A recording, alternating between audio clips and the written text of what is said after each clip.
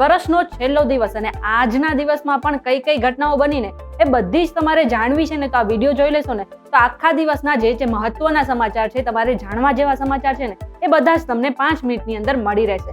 શરૂઆત આપણે new year પાર્ટીથી કરીએ તો આજે ન્યૂ યર પાર્ટીમાં લોકો દારૂ પીને બહાર નીકળે છે અને ખાસ કરીને ગુજરાતમાં તો દારૂબંધી છે, એમ છતાં લોકોને દારૂ મળી રહે છે ને લોકો પીને બહાર પણ નીકળે છે. આવા લોકો માટે વડોદરા પોલીસે કંઈક નવું જ ટ્રીક અપનાવી છે. એમને રોડ પર સફેદ લાઈન બનાવી છે અને લોકોને એ સફેદ લાઈન પર ચલાવે છે અને ચેક કરે છે કે તે લોકોએ દારૂ પીધો છે કે નહીં, અને જો પીધો છે તો તેની સામે કાર્યવાહી પણ કરવામાં આવશે. એટલું જ નહીં, રાજ્યની જે બધી પોલીસ છે એ પણ કામે લાગી ગઈ છે અને ચોકે ચોકે તમને જોવા પણ મળશે. એટલે જો તમે દારૂ પીને બહાર નીકળશો અથવા તો ન્યૂ યરની ખુશીમાં કોઈ રસ્તા પર સ્ટન્ટ કરતા કે કાયદાનો ભંગ કરતા પકડાશો ને તો તમારી સામે કાર્યવાહી કરવામાં આવશે. પહેલા સમાચારમાં તમે દારૂની વાત કરી લીધી, હવે બીજા સમાચારમાં પણ આપણે દારૂની જ વાત કરીશું. કારણ કે 31st એટલા માટે થઈને ઘણા બધા યુવાનોને, ખાસ કરીને આપણા ગુજરાતના યુવાનોને દારૂ પીવાનો કઈ વાતનો ચસ્કો ઉપડશે ને એ જ નહીં ખબર પડે. કારણ કે હવે વેરાવળમાંથી દારૂનો જથ્થો ઝડપાયો છે અને આ દારૂનો જથ્થો એકચ્યુઅલમાં કોઈ બુટલેગર પાસે નથી ઝડપાયો, પરંતુ હોડી દ્વારા જ આપણા ગુજરાતમાં આ દારૂ પહોંચાડવામાં આવી રહ્યો છે. અને 1-2 નહીં, પરંતુ 5000 કરતા પણ વધારાનો જથ્થો બોટલો સાથે ઝડપવામાં આવ્યો છે. આ સાથે બીએનએ 456 ટીન મળી આવ્યો છે. દારૂનો જથ્થો, હોડી અને મોબાઈલ મળી 12,29,000 લાખનો મુદ્દામાલ જપ્ત કરવામાં આવ્યો છે. આ સાથે પોલીસે 2 વ્યક્તિની ધરપકડ પણ કરી છે. હવે દારૂના સમાચાર તો સાંભળી લીધા, એ મૂકી દઈએ આપણે. હવે કેરીના રસિકો માટે ખૂબ સારા સમાચાર એ આવ્યા છે કે આ વર્ષે જે કેરીનો પાક છે ને 30 થી 35% સુધી વધારે થશે ને, એવી જે આંબાના જે વાડીના માલિકો હોય છે ને એમને સંભાવના વ્યક્ત કરી છે. એમને કહ્યું છે કે અત્યારથી 2 મહિના પહેલાથી જ આ જે કેરીના ઝાડ હોય છે તેની પર મોર આવવા લાગ્યા છે અને સામાન્ય રીતે એક વૃક્ષ પર, એક ડાળી પર એક મોર લાગતું હોય, પણ આ વખતે એક ડાળી પર 4 થી 5 મોર લાગી ગયા છે. એટલે હું તો રાહ જોઈ રહ્યું છું ક્યારે ઉનાળો આવશે ને ક્યારે મને કેરી ખાવા મળશે. અમદાવાદ નજીક આપને બધાને ખબર છે કે થોળ અને નળ સરોવર આવેલા છે. આમ તો જો કે તમે કદાચ એની મુલાકાત પણ લઈ લીધી હશે, પરંતુ હવે એને પ્રવાસન સ્થળ તરીકે વિકસાવવામાં આવશે. રાજ્ય સરકારે 25 કરોડ રૂપિયા આ બંનેને ફાળવી નાખ્યા છે.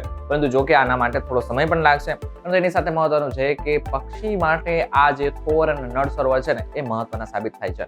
મહત્વનું છે કે થોળ પક્ષી અભયારણ્ય ઉત્તર મહેસાણાના કડી તાલુકામાં આવેલા થોળ ગામ પાસે આવેલું છે, જ્યારે નળ સરોવર સાણંદથી આગળ અને વિરમ ગામ પાસે આવેલું છે. આ બંને સ્થળ ઉપર દેશ અને વિદેશના બધા જ પક્ષીઓ આવતા હોવાથી આ બંનેને પ્રવાસન સ્થળ તરીકે વિકસાવવામાં આવશે. 12 વર્ષ બાદ ઉત્તર પ્રદેશના પ્રયાગરાજમાં મહાકુંભનું આયોજન કરવામાં આવ્યું છે અને આ જે મહાકુંભ છે 13 જાન્યુઆરીથી શરૂ થશે.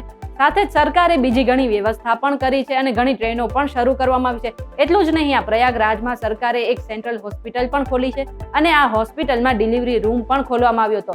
અને આ ડિલિવરી રૂમમાં આજે એક સફાઈ કર્મચારીની જે મહિલા હતી તેમની ડિલિવરી થઈ હતી અને તેમને એક બાળકને જન્મ આપ્યો હતો. હવે પ્રયાગરાજમાં મહાકુંભનું આયોજન કરવામાં આવ્યું છે એટલે આ બાળકનું નામ પણ મહાકુંભ રાખવામાં આવ્યું છે. હવે તમે મને કમેન્ટ કરીને જણાવી દેજો, તમે પણ શું મહાકુંભમાં ભાગ લેવા જશો કે નહીં. સંભલ અને વારાણસીમાં આપને બધાને ખબર છે કે હિન્દુ મૂર્તિઓ અને આની સાથે હિન્દુ મંદિર મળી આવ્યા હતા. હવે એનો ઇતિહાસની વાત કરીએ તો એ ઘણા જૂના હતા. એને કાટમાળ નીચે દબાવવામાં પણ આવ્યા હતા અને કોઈ પણ કાળે એને ખોલવા નહોતા દેવામાં આવ્યા. ફરી એકવાર એક મૂર્તિ અને મંદિર મળી આવ્યું છે. આ મૂર્તિ અને મંદિર મળી આવ્યા છે મુરાદાબાદમાંથી. 44 વર્ષ જૂનું એક મંદિર મળી આવ્યું છે કે જેમાં ભગવાન શંકર, ગૌરી માતા અને આની સાથે નંદી અને ગણેશજીની મૂર્તિ પણ મળી આવી છે. એવું કહેવામાં આવી રહ્યું છે કે 1980માં અહીં એક મંદિર હતું, એના પૂજારીની હત્યા કરી નાખવામાં આવી હતી. હત્યા કર્યા બાદ આ મંદિરને બંધ કરી નાખવામાં આવ્યું હતું. જોકે હવે તપાસ ટીમ દ્વારા આને ખોલવામાં આવ્યું છે. આની અંદર સાફ સફાઈ પણ કરવામાં આવી રહી છે.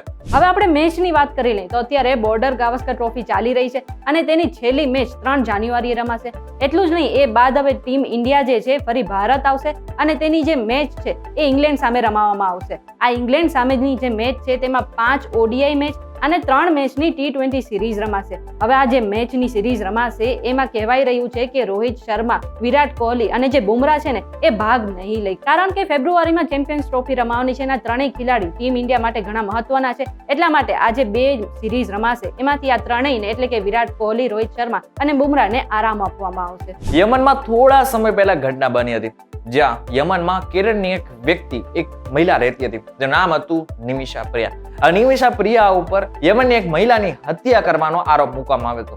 જો કે આ બાદ આ કેસ કોર્ટમાં ચાલ્યો પણ ખરા, પરંતુ આખરમાં એમને કોર્ટ દ્વારા ફાંસીની સજા આપવામાં આવી હતી. જો કે આ બાદ નિમિષા જે છે એ રાષ્ટ્રપતિ પાસે પણ ગઈ હતી, એટલે કે યમનના રાષ્ટ્રપતિ પાસે જઈને માફી માંગી હતી. જો કે એ માફી પણ એમને રાષ્ટ્રપતિ સ્વીકારી નથી અને 1 મહિનાની અંદર એમને હવે ફાંસીની સજા આપવામાં આવશે. Happy new year. મને ખબર છે કે આપણા ભારતમાં તો રાત્રે 12 વાગે ન્યૂ યર થશે, પણ જે ન્યુઝીલેન્ડ છે વિશ્વનું પહેલું એવું દેશ બની ગયું છે જે ન્યૂ યરમાં પહોંચી ગયું છે, એટલે કે 2025માં પહોંચી ગયું છે.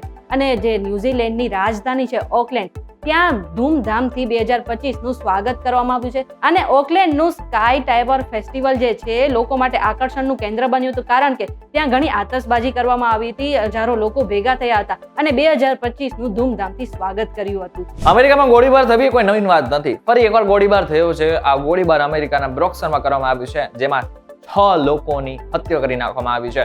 જે ગોળી મારનાર વ્યક્તિ છે ને એને એક નાની બાળકી જે 12 વર્ષની હતી અને એની સાથે 40 વર્ષની જે મહિલા છે એને પણ એક ગોળી મારી હતી, જેમાં એમનું પણ મોત નીપજ્યું છે. અહીં સમજવા જેવું એ છે કે 2 શખ્સોએ વ્હાઇટ પ્લેન રોડ પર આવેલા સુપરમાર્કેટમાં ગોળીબાર કર્યો હતો. અંધાધૂંધ ફાયરિંગમાં 6 લોકોના મોત નીપજ્યા હતા. જો કે હવે પોલીસ ત્યાં પહોંચી છે અને આગળની કાર્યવાહી પણ આગળ હાથ ધરવામાં આવી છે. પરંતુ આવા બદલે તમારું શું કહેવું છે અમને જરા કોમેન્ટ કરીને ચોક્કસ કહેજો. વિડીયો થકી જો તમને કોઈ ઇન્ફોર્મેશન મળી હોય તો વિડીયો લાઈક અને શેર જરૂરથી કરજો તથા આજ ઇન્ફોર્મેટિવ વિડીયોઝ માટે VTVgujarati.com ની અમારી ચેનલ એક સબસ્ક્રાઇબ કરી નાખજો.